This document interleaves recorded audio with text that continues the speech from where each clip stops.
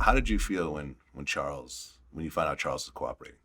When they caught him, they brought him back to New York City. And this is the first time I would see him since he had been on the run. And we all in the bullpen. And I swear to you, there was nothing about him that gave me, he told. I knew all the things that I had done to him, done for him. And all of my co-defendants were saying, he gonna tell. And I was probably the only one that had faith in that he wouldn't, because I knew all the things that I had did for him. And I was hoping that I had did enough that would make him feel, that I need to stand with y'all, because up until this point, no one told. And this was part of the conversation that him and I had. It wasn't until we left the bullpen and I got back to the building and I was talking to the marshals and the people and receiving a discharge, because I had knew my way around the building at this point and I had earned favors. So I was trying to get him to come to my floor, to get them to assign him to my floor so, I could bring him up to speed as to where we were with the case. So when we left the bullpen, I told him, listen, I'm gonna get you brought to my floor. So when I'm in my housing unit, about an hour goes by and he doesn't come up. I go to the correction officer and I ask him, could you do me a favor and see what's going on with this guy? When he came back with the information, I knew he was bad. Okay.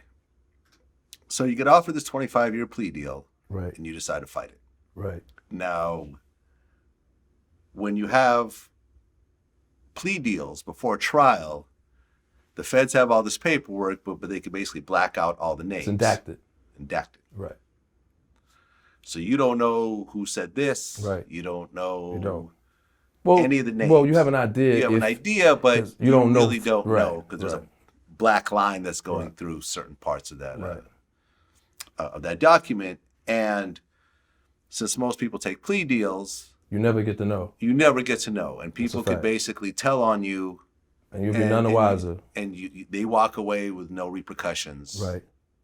And they get to that typically happens in federal cases. And so forth. Exactly.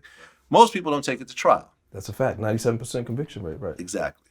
Yeah. Why would you go up against that? Yeah. I remember I interviewed Chris Gotti and Irv Gotti, for that matter, and we just talked about how when they beat the feds, it was like it's like a unicorn situation where it was like, no one expected this. That's a fact. But they beat the feds. It cost them $1 million. They lost their record label, but they won. They did. But that never happens. Right. It's true. So you decide to go to trial. Right. And at that point, they actually give you the real documents. Yeah, as the discovery, as the process goes on, the discovery is given to you, so that the stuff that's blacked out, you start seeing it. In the paperwork, you said that Alpo was actually cooperating in your case. Right. You also said that AZ was cooperating in your case. Well, the AZ thing is a little different because I don't understand that when I see his name there. Alpo was already arrested, and it was understood what he was doing by this time.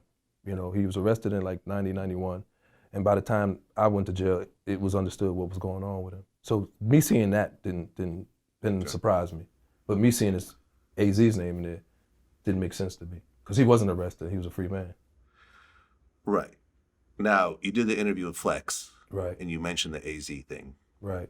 AZ, who I know, I've interviewed before. Okay. I've never had a conversation with him about this. Okay. But he publicly spoke out, and he said that what you said was a lie. He claimed he never knew you, and that he said if what you said was true, he wanted to give rocks to his children and let his children stone him to death. Okay. What do you say to that? I've already proved that he knows me. I mean, he knows me. Let me go flat. AZ wrote a book that precedes all of this. Right. That's the movie Paid in Full was based off that book. No. No, it's another book. Paid in Full came first. He made a book. He has a book called Game Over. Game Over came first. Well, that was a title, but the book is called that. Okay. But the book came years later. The book came in the 2000s. Okay. But in any event, this individual who states he doesn't know me, there's 2 chapters devoted to me in the book for somebody you don't know. Okay. So, let him explain that to you next time y'all speak. Because again, you don't know me, why are you writing about me in your book?